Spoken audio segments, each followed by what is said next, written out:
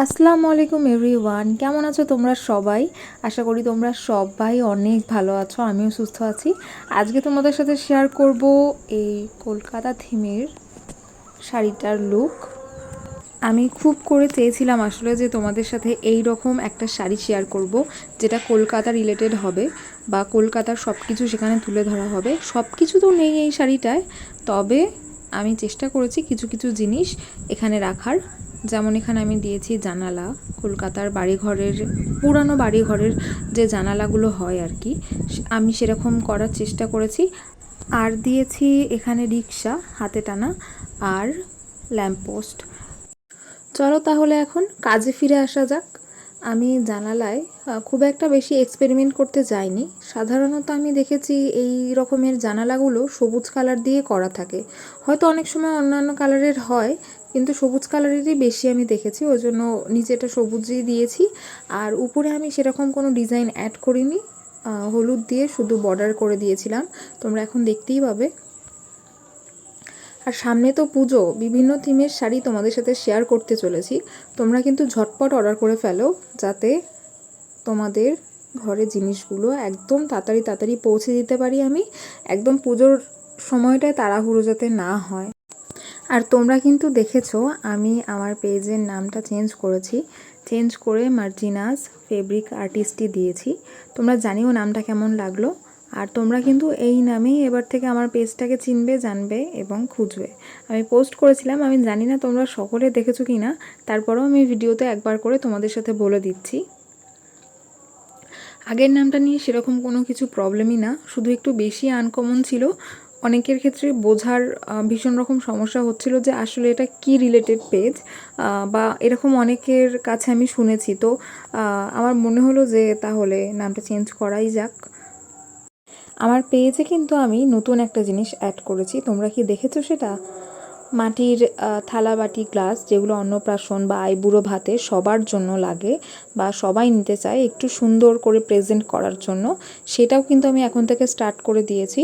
তোমরা যারা যারা নিতে ইচ্ছুক তারা অবশ্যই আমার নাম্বারটায় নক করে বুক করতে পারো, অথবা ফেসবুক পেজে মেসেজ করতে পারো।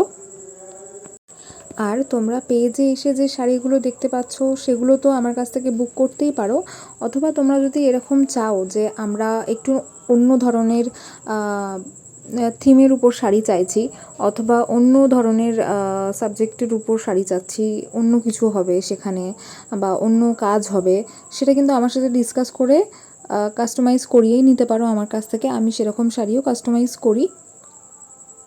সেক্ষেত্রে অবশ্যই তোমাদেরকে আমার উপর বিশ্বাস করে কাজটা করতে দিতে হবে।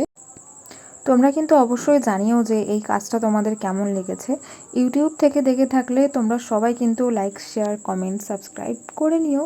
বেল আইকন বাজাতে ভুলো না, যাতে আমি যখনই ভিডিও পোস্ট করি তোমরা সবার আগে এসে দেখতে পারো আমার ভিডিওটা। আর ফেসবুক থেকে দেখে থাকলে অবশ্যই আমার পেজটাকে ফলো করতে ভুলো না।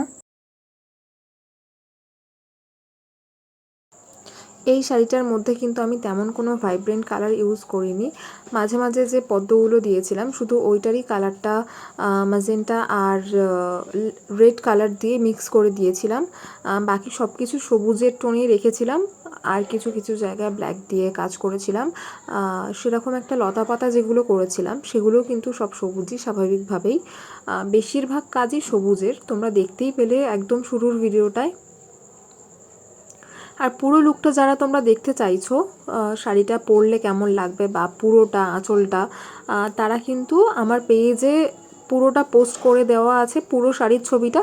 তোমরা কিন্তু ওখান থেকেই চাইলে দেখে আসতে পারো।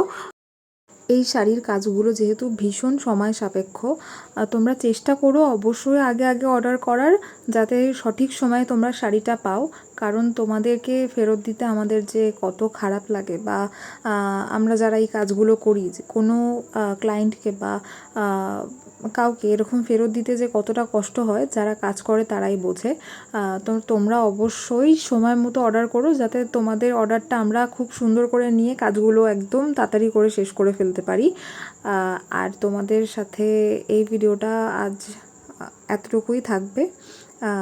লাস্টে আর একবার আমি পাড়ের কাছের ভিডিওটা করেছিলাম, তোমরা দেখো।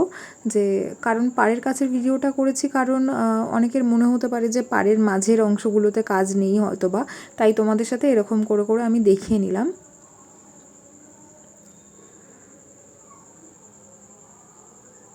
তো আজকের মতো এইটুকুই, দেখা হচ্ছে তোমাদের সাথে পরের ভিডিওতে।